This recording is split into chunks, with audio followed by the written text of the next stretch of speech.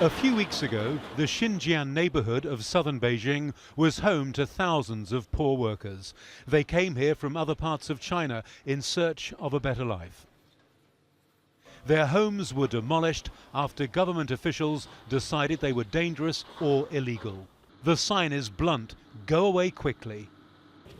This food vendor, one of those given just a few hours' notice to pack up and leave. I had my breakfast stall here. Business wasn't bad. Then the fire happened and we all had to move out. We had no choice. Everything is demolished. For low wages, migrant workers do the menial jobs that help to keep this city running. Many are delivery workers, foot soldiers of China's booming e-commerce economy. But the government's clean-out is now putting pressure on the industry. In another condemned neighborhood, we met Hong Jingxi.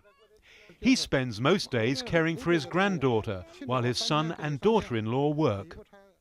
He's been paying $135 a month for a room measuring around 6 square meters.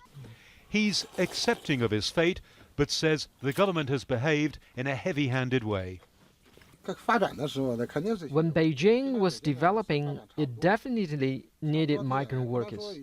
Now Beijing has been developed and they have this policy of evicting people. People from other places who now they consider irrelevant to the city's development.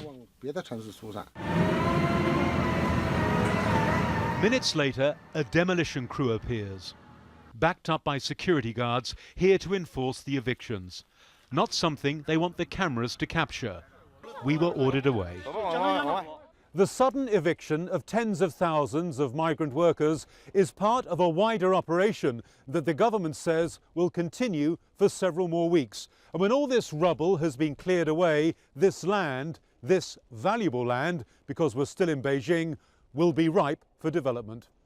The narrative on state TV paints a very different picture. Here, the local party chief is thanking migrant workers for their contribution. He visited what appeared to be a refurbished apartment complex, telling residents that the security of the people was paramount, but conceding the government must carry out evictions with care. It's clear that many of the homes being demolished were dangerous on many levels, but they were cheap, convenient, and often the only option. Now those that lived here must either return to their home provinces or find somewhere else to live in a city where they no longer feel welcome.